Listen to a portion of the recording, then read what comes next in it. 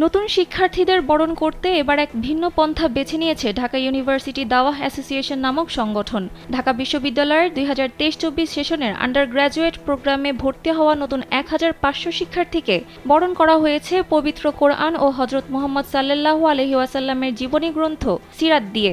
রোববার দুপুর ২টায় ঢাকা বিশ্ববিদ্যালয়ের টিএসসি অডিটোরিয়ামে এক অভিনব নবীনবরণ অনুষ্ঠানের মাধ্যমে শিক্ষার্থীদের বরণ করে ঢাকা ইউনিভার্সিটি দাওয়াহ অ্যাসোসিয়েশন নামক সংগঠন।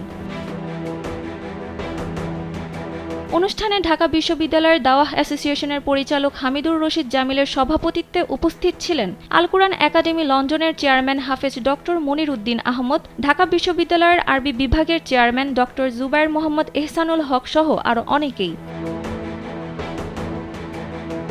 আয়োজন প্রসঙ্গে হামিদুর রশিদ জামিল জানান, ঢাকা বিশ্ববিদ্যালয়ে ২০২৩-২৪ সেশনের নবাগত শিক্ষার্থীদের নিয়ে ঢাকা বিশ্ববিদ্যালয়ের দাওয়াহ অ্যাসোসিয়েশন দুপুরে নবীনবরণ প্রোগ্রামের আয়োজন করে। এ সময় উপস্থিত ছিলেন দেশ বরেণ্য স্কলারগণ। প্রত্যেক শিক্ষার্থীর জন্য দাওয়াহ অ্যাসোসিয়েশন এর পক্ষ থেকে উপহার হিসেবে ছিল একটি কোরআন, প্রসপেক্টাস, সিরাত গ্রন্থ ও চাবির রিং। জামিল বলেন, দাওয়াহ নবীনবরণ অনুষ্ঠানের মাধ্যমে ইসলামের সুমহান আদর্শের বাণী পৌঁছানো এবং উচ্চতর চিন্তার স্ফুরণ ঘটানো এই সংগঠনের উদ্দেশ্য।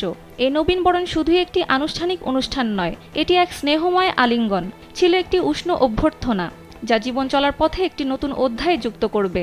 দাওয়াহ অর্থাৎ আল্লাহর পথে আহ্বান, যা আমাদের অন্তরের গভীরতম উৎস হতে প্রসারিত হয়ে পৃথিবী জুড়ে মানবতার দিশারি হয়ে ওঠে। শিক্ষার্থীদের হৃদয়ে এই আহ্বানের তাৎপর্য অনুরণিত করতে, তাদের সামনে দাওয়ার সৌন্দর্য মেলে ধরতে এবং মানব মুক্তির এই মহান অভিযাত্রার যুক্ত করতে এ নবীনবরণ। জামিল আরও বলেন, ২০২২ সাল থেকে ক্যাম্পাসের শিক্ষার্থী ভাইবোনদের নিকট দাওয়াতি কাজ করার চেষ্টা করে যাচ্ছে সংগঠনটি। ইতোপূর্বে ক্যাম্পাসের হাফেজ ভাইবোনদের নিয়ে হাফেজ সম্মেলনও করা হয়েছে। এছাড়াও সংগঠনটি বিভিন্ন সময়ে শিক্ষার্থী বান্ধব বিভিন্ন উদ্যোগ হাতে নিয়েছে বলে জানিয়েছেন তিনি। সানজিদা ইসলাম, কালবেলা।